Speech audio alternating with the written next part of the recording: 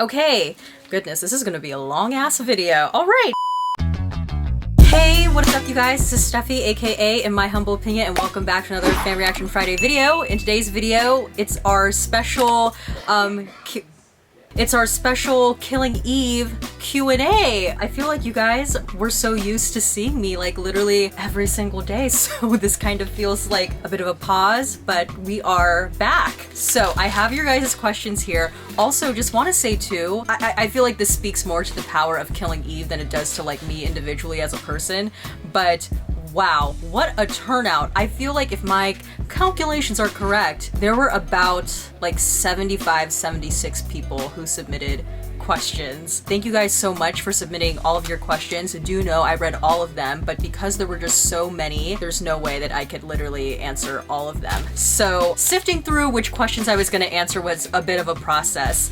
I basically had like 4 different stacks of questions. So I had questions from emails, questions from YouTube, questions from Instagram, questions from Twitter, and then I had voicemail messages, which we're going to be playing all of the voicemail messages in this video. So that's really, really exciting. I read every single one and I tried to categorize them, and I could see that there were clearly some favorite questions that kept popping up, and there were also some questions where I felt like if I answered another question that would then answer that particular question, so I nixed some of those. Basically I ended up like, see how you can see like it's like flimsy, so I literally cut everything out. I strategically like put certain questions in order, so yeah, I have 5 pages, but it's like back to back, so in total I guess like 10 pages worth of questions here. But because there were just so many questions, I'm going to be posting in the pinned comment down below the timestamps to specific questions, but I did try to make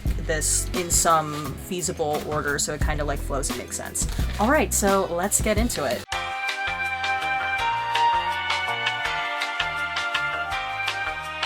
Ooh, okay, so I have here our first question is a voicemail. Okay, I'm so excited. I'm so excited. Also, for the people who sent voicemails, I want to say thank you so much for being brave enough to send your voice to like a complete stranger and for letting me play your voice message in the video.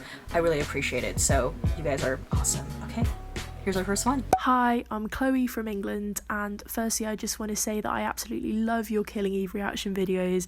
They have literally kept me sane during this lockdown, and since series 3 ended, your videos have really helped to fill the Killing Eve void in my life, and they've just been a joy to watch, so thank you so much for doing them. And yeah, my question for you is, if you could rewrite series 3, what would you change and why? Okay. Okay, so that was a really great question. Thank you so much, Chloe, for submitting that. Oh, God. Oof.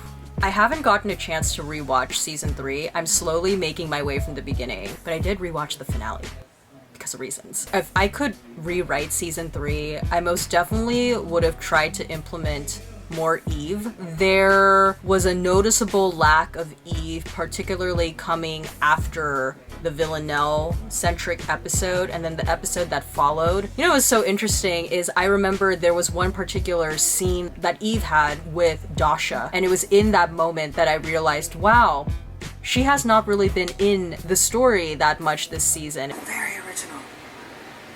She was really admiring. Oh, see, I miss like Eve scenes like this. Seeing Sandra Oh get to do her thing, I was like, oh my god, I miss Eve so much this season. So I wish there would have been more Eve.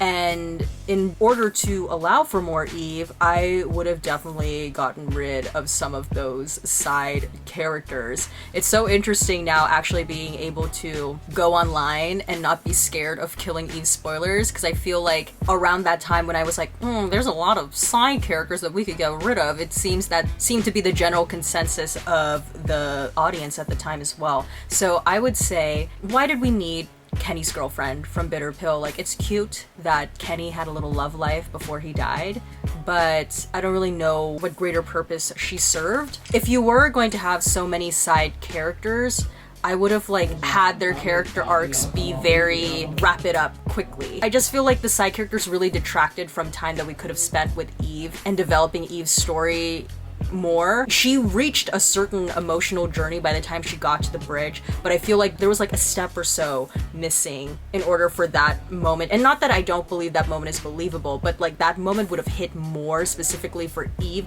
had we gotten more time developing that character arc this season. So in short, that's what I would change. Ooh, second question is a voicemail as well.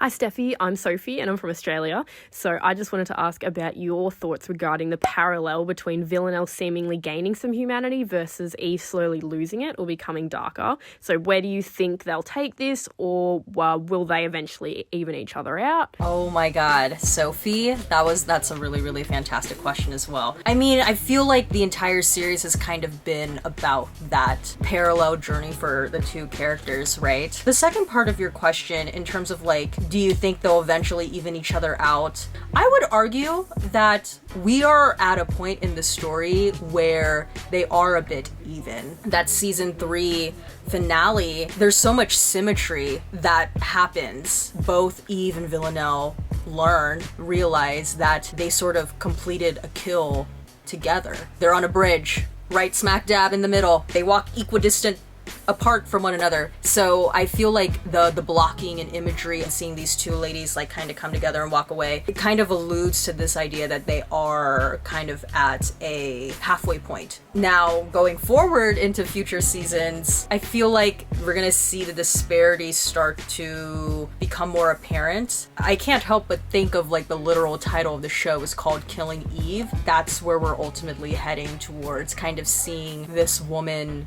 head towards the darkness. Oh, it's also interesting too, now that I'm like thinking about darkness and lightness, like even if you look at like the costuming of both Eve and Villanelle in that finale, it's like Villanelle is purposely, I feel like they put her in a bright, bold color, like that really pretty mustard yellow coat situation she had. And then with Eve, her color palette is so like, you know, it's like darker. So I think the costuming in that particular scene alludes to that idea and direction that the characters are going to be going towards. But I wouldn't say that maybe Villanelle is headed towards light, but more towards her humanity. And with that being said, I feel like this is a bit of like a series finale prediction. I would not be surprised if Eve, maybe she's aware or maybe she's unaware, but she may somehow be involved in the death of Villanelle. Like, I won't be surprised, and like, I know that's like probably like, whoa! I won't be surprised if this series ends with Villanelle dying, because I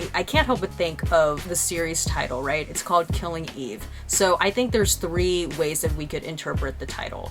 1, Killing Eve could mean that Eve is now, you know, gonna be a killer. 2, she's quite literally on this journey of killing who her former self was. Like, I think the Eve that we met in season 1, episode 1, she's no longer here. And if we really want to get deep here, I feel like Villanelle and Eve are so connected and tied and instrumental to each other's like essences and beings that I feel like if Eve were to somehow be involved in the killing and death of Villanelle, she in a way is killing off an essence of herself. Just my personal prediction.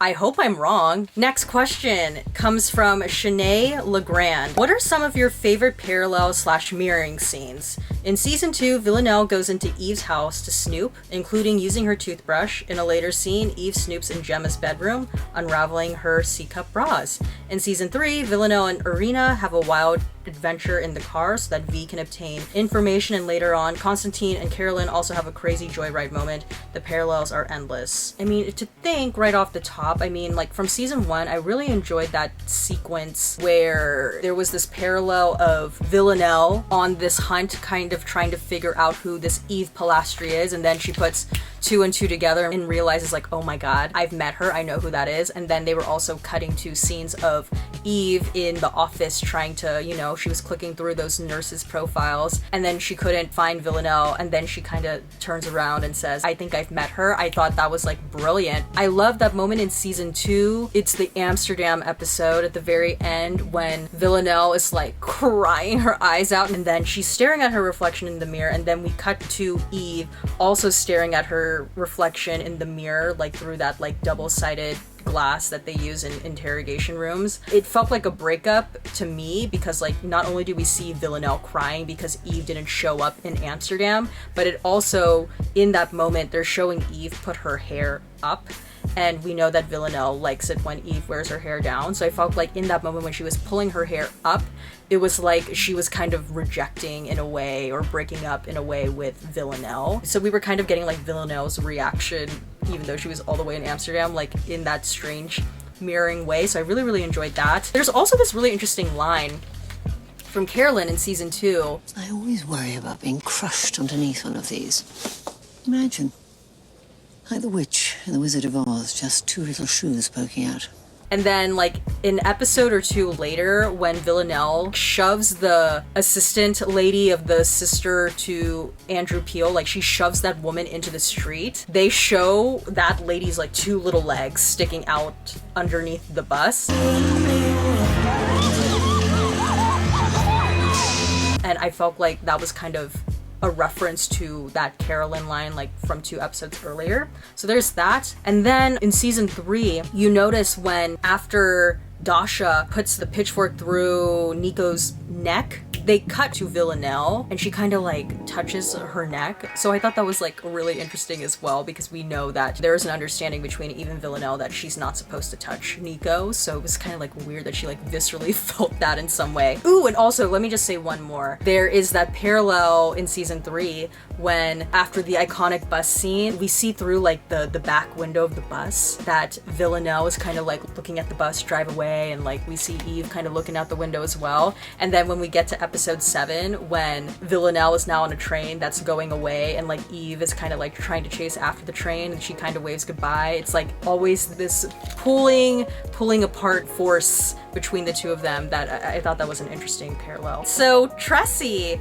from France. Hello, I'm Tressie from France, and nice to meet you, by the way. Tressie, I love all your questions. Tressie's first questions concern music. So Tressie says, the whole series is rhythmic by music. So my first question, what is your favorite music in the whole series? You know, I really, really love that Amsterdam episode, and I would say the song they play at the very end of the Amsterdam episode, it felt like a bit of a breakup. For me, I would say that's my favorite musical cue of the entire series. I don't know if that's like a fairly common answer. It's called Vlinder van een Zomer, in parentheses, The Angel of the Morning, by Waliek Alberti. What I love about this song choice is it was interesting, especially I feel like in the first 2 seasons, that whenever they were out of London, their song choices would be in the language of the country that Villanelle was in, at least. So I like that aspect, and even though I don't understand, I could still emotionally connect with the feeling of the song. It really matched that moment in the story, so I really like that. But I also really like Unlove's When a Woman Is Around. I feel like that is such an iconic song that I always love when it comes up throughout Killing Eve. I think that song really captures the essence of Killing Eve. It's so like well-traveled, badass. Like, I don't know, I really, really enjoy it, and it has a cool, exciting energy, and that's how I feel whenever I watch Killing Eve. So that would, for me, be my favorite music in the whole series. Oh, I like it's my song. Na, na, na, na, na. I'm gonna skip to your question regarding countries, cities, and places on Killing Eve. So Tressie wants to know, what is your favorite place in the whole series? When we were in Paris, that was wonderful. I also loved when we were in Italy. That was great. Like the sun, it was like amazing. I loved Amsterdam. You know, I really think I, for some reason, really love that Amsterdam episode of season 2. I also love Spain. I thought Spain was such a nice addition to the show, but then also Rome was really great as well. So I would say all of those. So it's a good chunk of places that I really loved. Tressie also wants to know, do I like the fact that Killing Eve is touring exclusively in Europe? It's cool. I don't mind it. It's British European sensibility, so it matches. But that leads to the last question regarding countries, cities, and places on Killing Eve that Tressie has. Tressie wants to know, would you like to see Killing Eve evolve for the next season outside of Europe, or a mix between Europe and another continent? I would love if Killing Eve did maybe like a handful of episodes somewhere in Asia. I don't know how that would work, Maybe we know that the panda guy from season 1, they kind of brought him up again in season 3. He's from China. Eve is Korean. Maybe Eve has family in Korea. Maybe we could get an episode somewhere set in Korea. We could know a little bit more about Eve's character. I'd also personally love, I don't know how they would make this work, but if Killing Eve went to Tokyo, would be so fucking cool. I just feel like, because one, kind of going off of that idea that whenever they go to specific European countries, they play music that matches the country that they're in. That would be cool if we got like some Asian influenced music in those particular episodes. Asia specifically, like all of those different countries are so beautiful and they're so unique in their own way. And I feel like, especially when Villanelle, if she were to go to Tokyo or Korea, the fashion, the looks that she would serve would be like incredible, amazing. Now, you know, given the situation with coronavirus, I don't know how realistic of a want that is, but yeah, that'd be really cool. Tressy's last question concerns writing of Killing Eve. Tressy wants to know, what do you think about the fact that they change the writers every season? That's a really interesting way of going about writing TV. It kind of feels like a bit of a creative exercise in that way,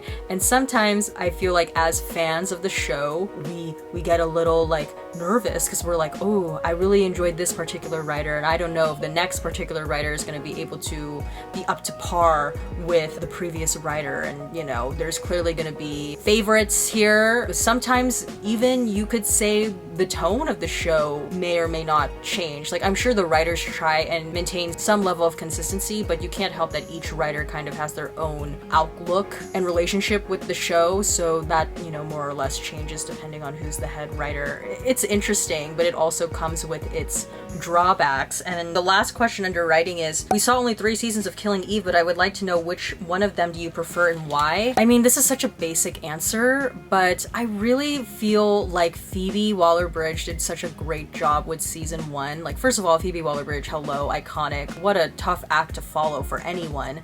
But what I liked about the writing in season 1 specifically, and I've watched 3 or 4 episodes of season 1 over again, is Phoebe knew how to end every single episode with a really interesting hook that made you want to keep watching. Everything was so well paced and you felt like every scene was meant to be there, like no time was wasted. And she was very efficient with her storytelling, and she went through so much story within 8 episodes. I liked the pacing and tone that Phoebe had for that first season, that at times I feel like in seasons 2 and 3 it was a little bit inconsistent. There were great episodes in season 2 and season 3, and there were great moments in season 2 and season 3, but across the board I feel like it was tonally more consistent and the plot kept like progressing forward in a really exciting way in season 1. All right, we're on to the next page. So we have a question here from Amelia Craig that also is fairly related to what I just said. Amelia's question basically concerns Phoebe Waller-Bridge. She says, I did not know of Phoebe Waller-Bridge's departure after series 1, but I can truthfully say that I definitely noticed a writing decline in comedic flair, exciting pace, and peripheral characters I actually cared about. My question is, honestly, did you notice the difference, and what do you think her written input would have brought to those series? Don't mean to rain on anyone's parade, I enjoyed the series a whole lot more after watching alongside you. You're welcome. BBC, AMC, Hulu, cut me my check. I think a second viewing is recommended due to the initial shock of just how starkly it differs in pacing. And then Amelia is from North London, so I feel like I kind of answered that in the previous question. But yeah, I feel like you can see a change. For me, it's really noticeable with the pacing, especially after watching Fleabag, specifically Fleabag season 2 or series 2. Oh, also, side note, I'm really sorry if any of you guys were waiting for me to watch Crashing. I actually ended up watching Crashing on my own. So I've seen all of Phoebe's stuff now, and across all of her shows, Phoebe's writing is always really tight, and it seems like she clearly knows how a season is going to end, and she more or less has an idea of how she's going to go about getting there. And the steps she takes to get to that end point, it's very clear. It's very unexpected and entertaining as an audience to watch, but when you step back and you see the season as a whole, whatever show you're watching from her, it makes sense. the decisions she made. Like, you never feel like you're wasting time when you're watching a show that was like specifically written, helmed by Phoebe. So in that sense, yes, I notice it because season 1 is just so much tighter than season 2 and season 3. And then as far as what written input do I think she could have had, I mean, like, I feel like Phoebe probably would have just given notes about ways that they could make the story tighter. I feel like especially in season 3, which I'm making it sound like I did not like season 3. I really liked season 3, and I think there's some really great things that season 3 did. However, I also feel like there were some moments that we were kind of like, oh, lol, like what's happening? Maybe we could have gotten to the action a little bit more quicker. Things would have happened a lot more sooner or something if Phoebe was, you know, there. And I don't mean to chastise Suzanne Heathcote, who I believe was the head writer of season 3. She did a great job, I think, like, and I've watched several interviews of her, and she seems like a really, really nice lady with, you know, the best of intentions. I will say, after getting online now and starting to kind of peruse the Killing Eve Twitter and, you know, comments, the Killing Eve fandom is very, very hard to please. You guys are very intense and passionate, and that's beautiful, and that's great, but hard fandom to please because we love the show so much and the expectation is so high, and on top of that, like, the nature of the show itself, like, you only get 8 episodes a year, so like the anticipation, waiting and waiting and waiting for the next round of 8 to come around so we can just like watch. Expectations are high. We don't have time to waste. We gotta go. With that being said, I think she still was able to do a great job, and there were beautiful, great, exciting moments that we saw happen in season 3, but maybe the way in which we got to the end, which I really, really love, the end of season 3, would have happened a lot quicker if maybe Phoebe was in the room kind of like giving notes on how to make the story quote unquote more efficient. So this question comes from Roberta from Sao Paulo, Brazil. Roberta says, I must say that at first I was interested in Killing Eve because I saw that Sandra Oh was in it. Yes, we love Sandra Oh. I loved her as Christina Yang, and now I love her as Eve, but I was surprised by Jodie Comer's acting. I didn't know her before. Neither did I. So I don't know if you already knew her, but if you don't, what scene or episode did you think, like, okay, this Jodie Comer is really good? Okay, so season 2 for me holds a very special place in my heart. I know that that particular season has mixed reviews, but I really like season 2 largely because that's the season that made me really start to like Villanelle. Do you think about it? Oh, I feel bad for Villanelle. She's like kind of playing with her. You know what? Remember this episode. Villanelle has won me over. I started to be like, in that Amsterdam episode, especially that moment towards the end when it's just her looking at her own reflection and she's crying. That was great. But I feel like that moment in season 2 when she goes to Eve's house and she's wearing this like extravagant black dress because she's in mourning, and Eve like touches her face, and I forget what Eve says, but it's like quiet, and Jodie Comer makes the most subtle, but it's there, change of expression. And even when Eve touches her face, like her like whole like body chemistry kind of changes. And then she does this thing where she kind of like uses her cheek and she like nudges Eve's like hand away. I was like, oh, she's good. No. Are you? Wow, Jodie Comer can fucking act, bitch. That really won me over. And then also that iconic moment in season 2 when she's kind of circles Eve and she's doing all of these accents one right after the other. That was great. Those moments like building together, that's what made me be like, whoa, Jodie Comer is really, really good. And I get why she won an Emmy for that particular season. Thank you very much. X-Ballet 202 says, Emmy nominations come out next month. I'm guessing Fiona Shaw will get nominated again for supporting actress. In an interview I read, she was unsure if nominated which episode she would put forth for consideration. I mean, my favorite scene that I enjoyed was being in the bath. Nominees must pick one episode for consideration. So my question, and this can also apply for Sandra Oh and Jodie Comer, is which episode was strongest for each of the main characters? This is Gregory from Minneapolis. Ooh, okay, so Fiona Shaw, if I was on her team, I would say, girl, send in that last episode.